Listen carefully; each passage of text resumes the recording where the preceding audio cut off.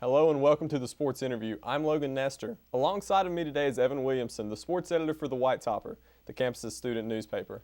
Last week, the White Topper released a story detailing an ongoing investigation into the school's athletic department, specifically the football program, by the NCAA. Thanks for joining me, Evan. Thank you for having me. All right, Evan, so before we get into your process in writing the story, recap to me exactly what was in the story. Well, basically, the NCAA is investigating the Emory Henry Athletic Department, specifically the football program, for what's being described to us as improper benefits with a former player, Nathan Dorton, who transferred here in 2012 and played for the Wasps that fall. It's being described to us by Dorton and multiple sources that we've contacted that there have been promises and financial incentives that got Norton to Emory and Henry, and we've contacted multiple sources. We were tipped off by this, and we got in contact with our sources and handled the situation, investigated it, and that's kind of the big picture of the situation. Specifically, what are the improper benefits and why are they against the rules? Well, Dorton claims, and so do sources that we've talked to, that he was given financial aid to come here, and that's what he claims, and was also promised a few things, things with housing and playing time, things like that, which aren't necessarily violations, but there were promises, and specifically had to deal with the what's being described as a coach's scholarship, according to Dorton and some sources and a source that we've talked to, and so those are the issues that have been going on with Dorton, and that's what's being investigated according to our sources and according to Dorton and what we've gathered.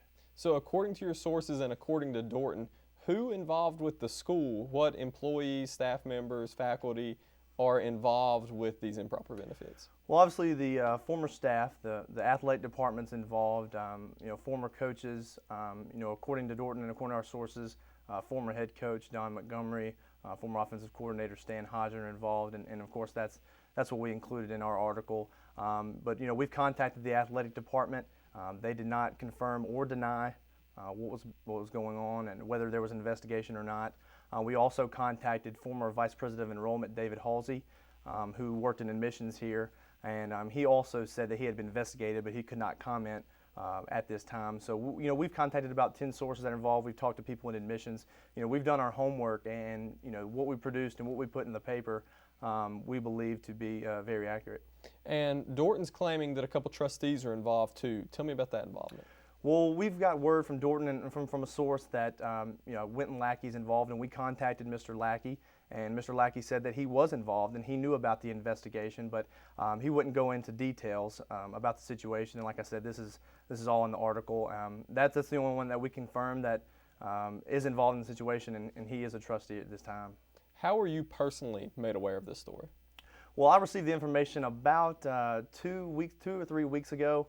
Some information was given to me, and started to look into it a little bit, and a few days later received some more information and started digging into it, the situation, and really everything started to confirm each other. Contacted Nate Dorton, and his information correlated directly what was given to me, and I kept digging into it even further as a part of with my staff, White Topper staff as well, and we looked into it, and it kind of just snowballed from there. You already said that Nate Dorton is a former football player, doesn't go to Emory and Henry anymore, but did he have any reservations about giving you this information? Well, at first I asked him some questions, and he basically just stated what happened when he went here. Just kind of talked about that a little bit, but he didn't really say either way whether he was trying to hold things back or not. I just asked him some questions, and he told me about his experience here at Emory and Henry, and it kind of went from there. You yourself, Evan, are a former football player. Did you have any reservations about publishing this information? Well, it was a tough decision for me. Like you said, I played 4 years here, just finished my senior year in the fall. And so, yeah, it was a tough decision for me to do this because I had a great time playing 4 years here. I love the program. I love playing here at Emory and Henry. Just finished my last game in November, and I was very upset at the end of the game. But my ethical duty as a journalist is to cover this story. I can't sweep things under the rug. It doesn't matter whether I played at this program or not. It is my job as a journalist and ethically to cover this story. So that's how I approached it. What have your teammates and former coaches said to you about publishing the story since it came out? Well, I've got a lot of praise from a lot of people, from professors, even to teammates, former teammates. I haven't had a lot of direct backlash not directed at me, of course. There have been people, I've heard, some of my friends have told me that there have been people that have been affiliated with the situation that have said some things and such like that. But you know, you're not going to please everybody in this world. You're not going to please everybody in journalism. And the way I look at it is you can't worry about that. You know, if somebody doesn't have the gumption to come speak to me directly about it, then you can't really worry about it. So that's, you know, not part of my concern. Was that something that you were worried about when the story came out? Did you think, wow, you know, I used to be a part of this program. Are they going to see me as a traitor? Are they going to respect my journalistic endeavor here? What did you think?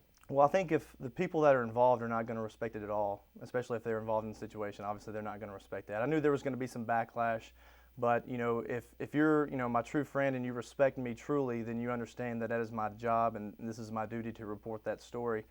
So there's probably a mixture. There's, like I said, nobody's come to me directly. I'm sure there's more people that maybe look negatively upon it and maybe not respect me. But like I said, I'm open to answering any concerns and questions if anybody comes directly to me, and I haven't had that yet. So, you know, like I said, I graduate here from May.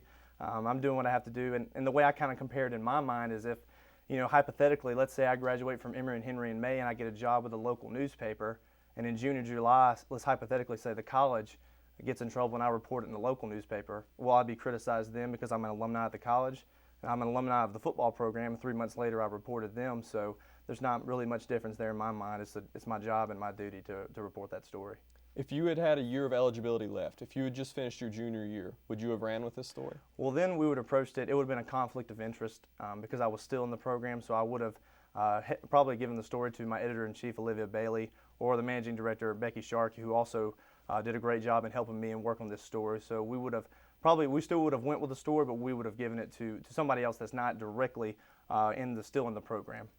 A lot of local media, newspapers, television, radio, who have ran with this story at WCYB in Bristol, the Bristol Herald Courier, they are using your information and they're attributing it to you. Who was the first person to contact you, and how soon after the story ran were you contacted by local media? Well, I was contacted from a writer by the Bristol Herald Courier, just asking, basically, could he attribute the information, which he did, which is fine. There was another writer, I can't remember off the top of my head, from the Kingsport Time News that actually came here and talked with us, talked with the staff, not me directly.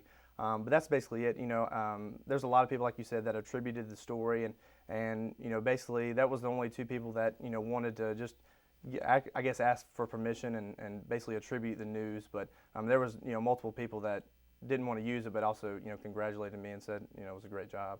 As a player, did you have any clue that there were any type of NCAA investigations going on? Were there any inklings, any clues before you got this information? No, I had no idea that any of this was going on. Like I said, I just finished up in the fall. Had no idea. Like I said, when the information was brought to me, I didn't really know that anything was going on. And like I said, further information was brought to me once again, and I started to look into it a little bit. So no, I didn't have any idea. What's the next step for this story? What is the White Topper going to do in the coming weeks? Well, we don't have an issue this week. Spring break's coming up next week, the March 8th through the 15th, so we don't have an issue this week. But when we come back from spring break, there will be an issue out, and we're still gathering further information, looking to do some follow-up stories. So we'll continue to do that. I don't know how much cooperation we're going to have from people wanting to speak with us, but we're going to go into that. We're going to do our justice, and we're going to go into this. And as a White Topper, our staff, we treat our job seriously, and I don't think here at Emory and Henry there's not a lot of breaking news going on all the time. So when something does like this happens, people are like, why are you doing this? But we treat our job seriously here, and we're going to report the news and what's beneficial to this campus and this college. So we're definitely going to look into it further. All right, thanks for being here, Evan. And for the record, the Emory and Henry Athletic Department did release a statement to local media confirming that they were cooperating with the NCAA, but that they would have no further comment. For more sports news, we'll send it to Austin Bone with the Sports Update.